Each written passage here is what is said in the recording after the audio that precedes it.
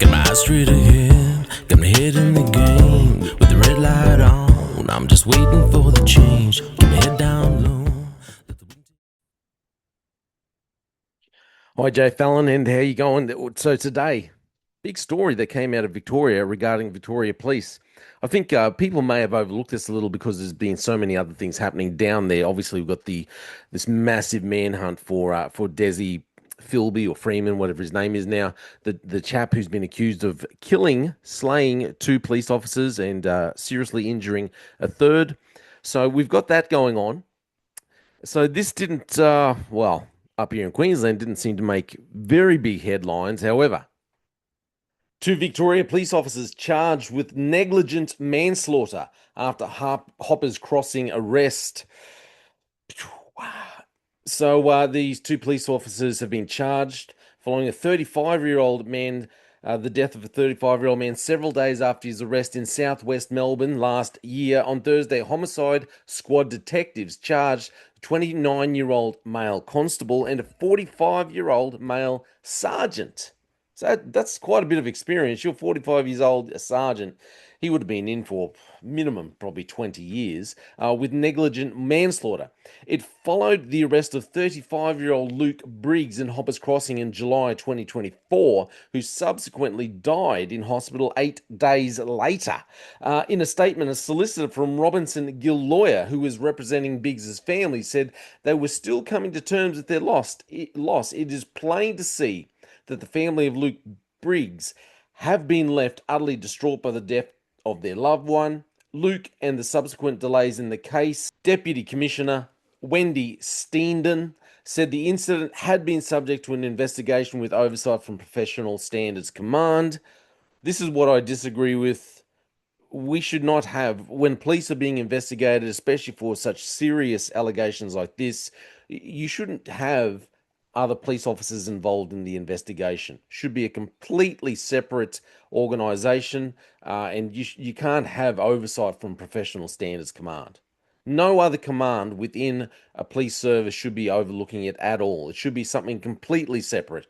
It goes on to say, I understand the news today will be concerning and difficult for many in the community. Remember, this this this manslaughter, this death happened well over 12 months ago now, and they're only just being charged. Justice delayed is just disgusting.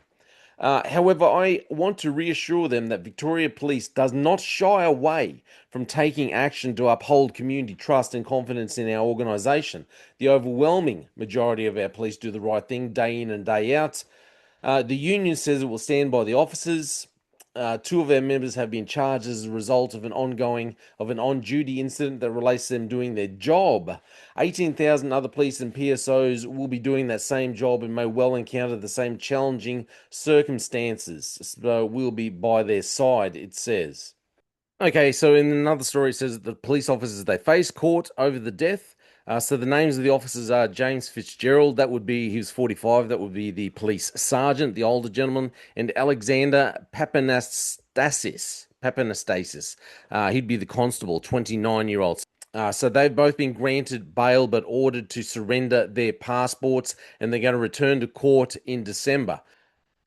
So in 2024, Briggs, who's a 35-year-old tradie, became unresponsive during an arrest, or attempted arrest, I suppose you'd say, outside a 7-Eleven in Hoppers Crossing on July 15th in 2024. He was taken to the Royal Melbourne Hospital, where he was placed in a coma and later died on July 23rd, surrounded by his family. The incident led to the suspension of the two officers. Police need to be held accountable for their actions. And, okay, I get it.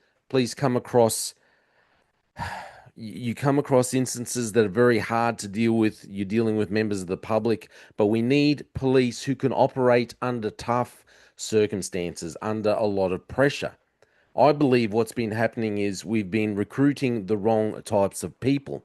As what's happened here in Queensland, they decided to go for people who wanted lifestyle and money. So we've got all these young people running around who are thinking, yep, I'm in this great job which pays me 100 grand plus a year because I get a great lifestyle and I make great money.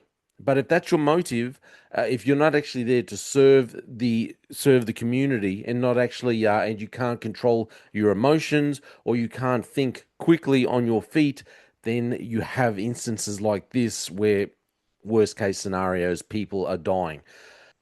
We need police to be held accountable for their behavior, for their actions, but we also need police who can handle high pressure situations, who don't buckle under the pressure, who need to be able to say, sometimes be able to say, okay, things are escalating to a point where we don't really need to go, so maybe we can just step back at this moment and then come in at a different time or attack this situation differently. We don't always just have to go in and drop someone to the ground right now.